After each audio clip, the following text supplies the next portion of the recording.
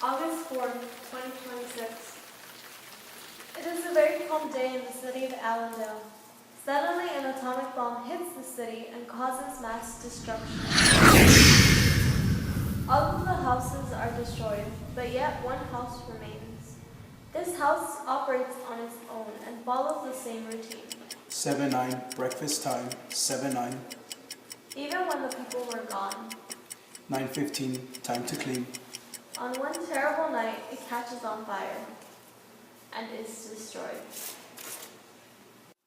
An excerpt from the text reads, "The entire west face of the house was black, save for 5 places.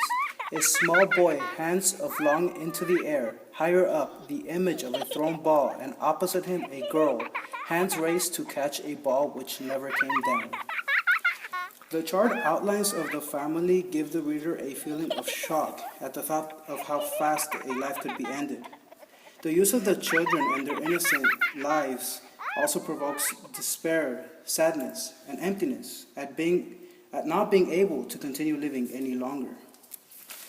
Another excerpt of the text reads, "The dog ran upstairs, hysterically yelping to each door, at last realizing, as the house had realized, that only silence was there. The dog frothed at the mouth, lying at the door, sniffing, its eyes turned to fire. It ran wildly in circles, biting at its tail, spun in a frenzy, and died." The pitiful, half-dead dog gives off a feeling of despair at being the last living creature. Its yelps make the scene chaotic, and the sudden quietness shows its helplessness.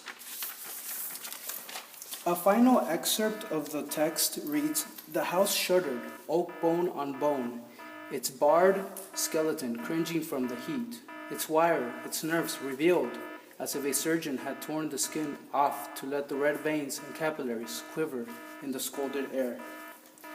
The technology of the house personifies it as a human being who follows a routine and is alive on its own and tries to save itself. Some of the technology of the house include internal water pumps and little mice that try to extinguish the fire, which can be compared to human antibodies that try to rid the body of a disease. The house is also a symbol for the people who could not save themselves from the technology that they themselves created.